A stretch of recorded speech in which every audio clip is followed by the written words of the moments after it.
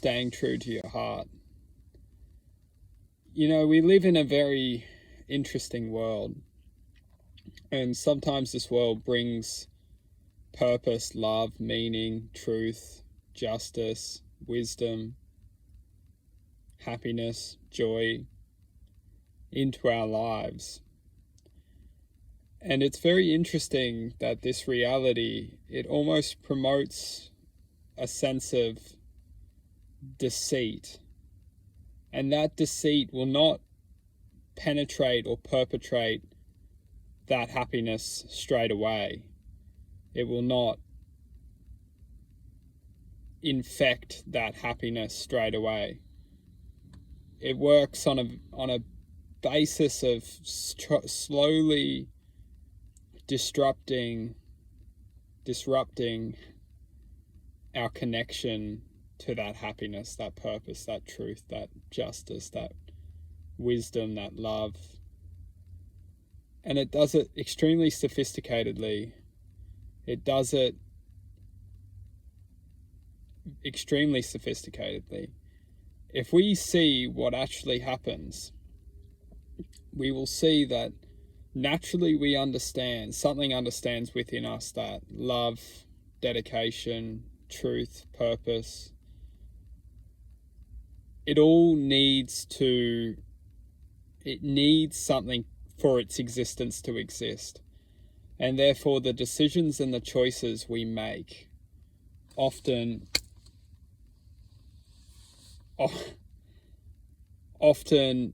almost, you could say, set off a response mechanism within the existence which we are ultimately connecting through.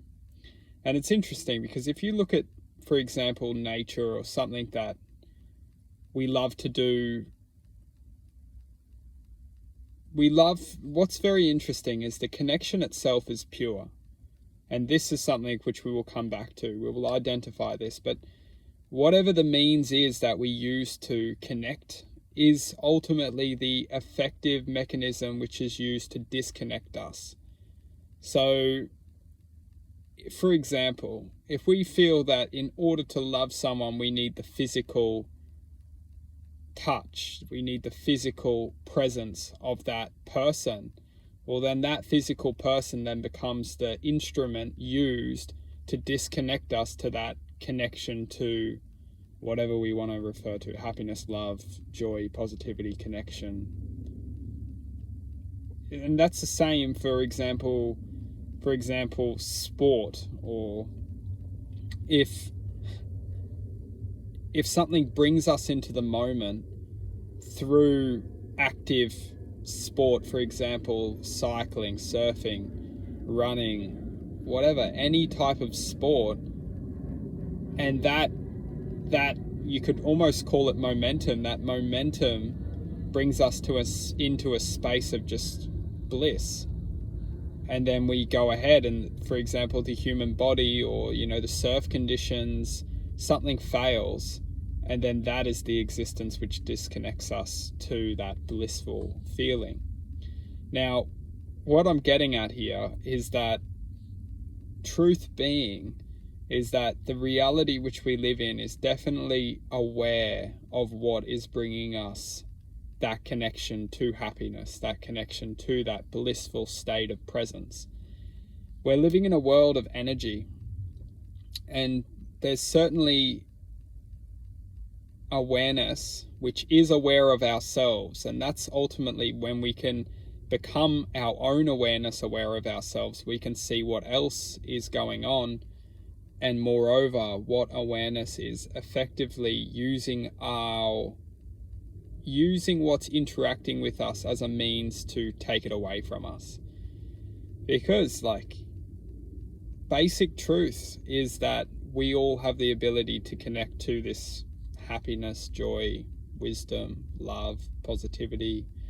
We all naturally have the ability to connect to this existence, and when we're existing within it, we're at bliss.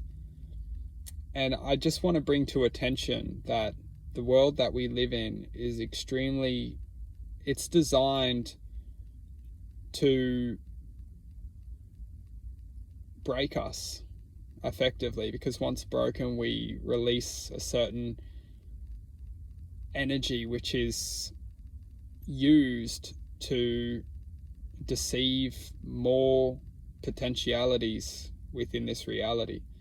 When our own existence is broken, we infiltrate this world with broken energy. And the basis of this calculation is destructive. The world currently is in a destructive state. And what I want to just highlight, and so crucial to understand, is that true peace, true love, true happiness will come with commitment to very basic. It will come with commitment to loving unconditionally. And no matter what brings us into the moment where we are almost at the point where we are in the midst of suffering, we're about to enter the state of suffering, or the state of, almost you could say, like giving up.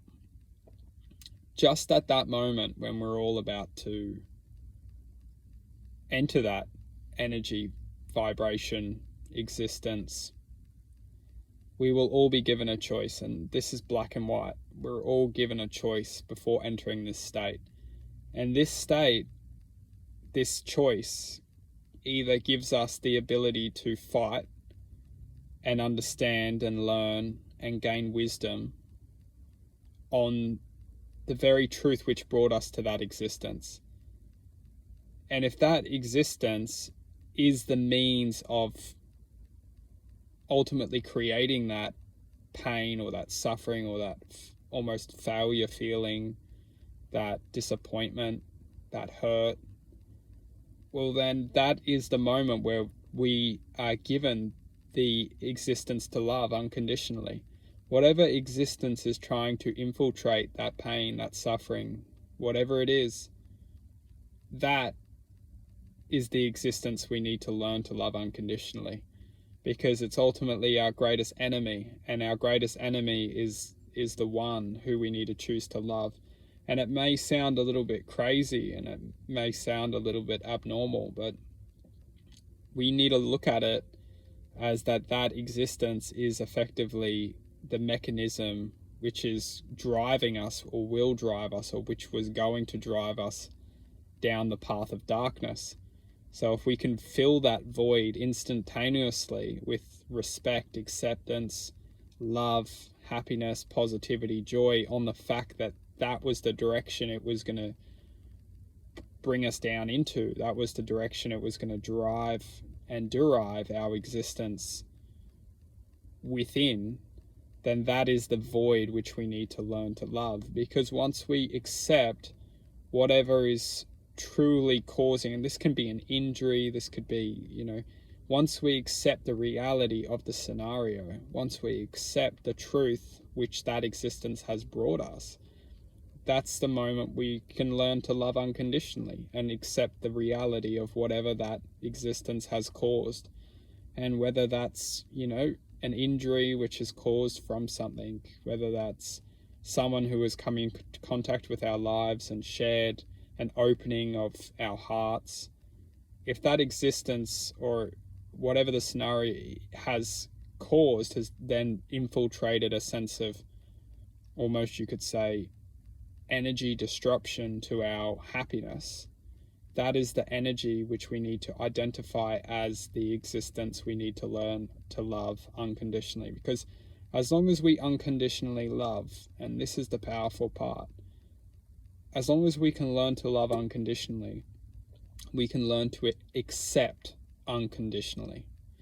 They both work hand in hand. Unconditional love is effectively unconditional acceptance.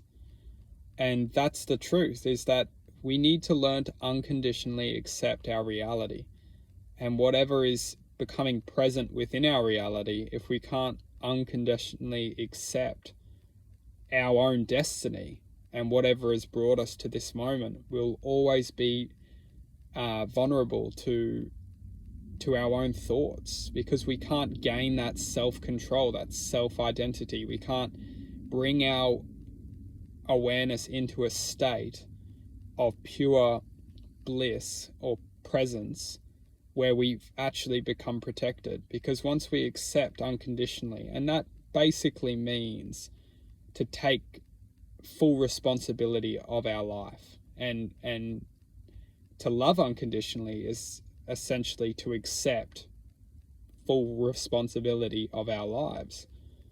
And once we accept our full responsibility and just take responsibility for our lives, for everything which has interacted with us so far in this present moment, we began to love ourselves. Is the most important thing when I'm referring to unconditional love. Is loving unconditionally is learning to love ourselves, learning to accept the reality of whatever we happen to be in this moment, or whatever we have experienced within this moment. Is to learn to love ourselves unconditionally, learn to accept ourselves unconditionally.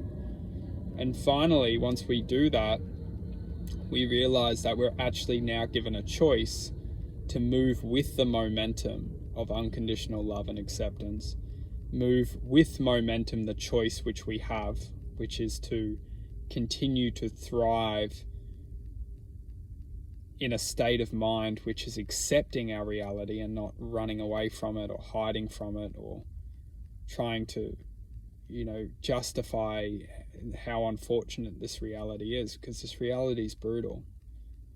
This reality is savage. The systematic way of which the human existence is currently controlled within is savage. And that's why, as long as we live by the system, we need to learn to take responsibility for ourselves within the system, because we'll always be infiltrated by the system. So once we take responsibility, that is when we actually stop obeying by the system and understand that we are truth within the system. We don't come from the system, but we will continue to find our own way within the system. So justice will always be served once we can fully take accountability for ourselves. And the way to do that is to learn to unconditionally accept and love ourselves and be grateful for everything which has come in contact with us, even if it's trying to attempt to draw out a negative emotional force from ourselves, even if it's trying to break ourselves, even if it's trying to manipulate and distort our happiness and joy and positivity and love. Whatever is doing that needs to be loved itself. We need to be the mechanism which chooses to not let existences, scenarios, situations try and defeat us. We are the great warrior of our own potential. We need to look at it as like we're the ones who are fighting to protect our own potential, and that potential is happiness and love for oneself. And once we achieve that, we can start to understand that it's only just beginning. We need to continue to fight to protect our happiness, our love, and it's never going to end. As long as we live in this reality, we'll always be fighting to protect our happiness, our love, our joy, and our infinite potential.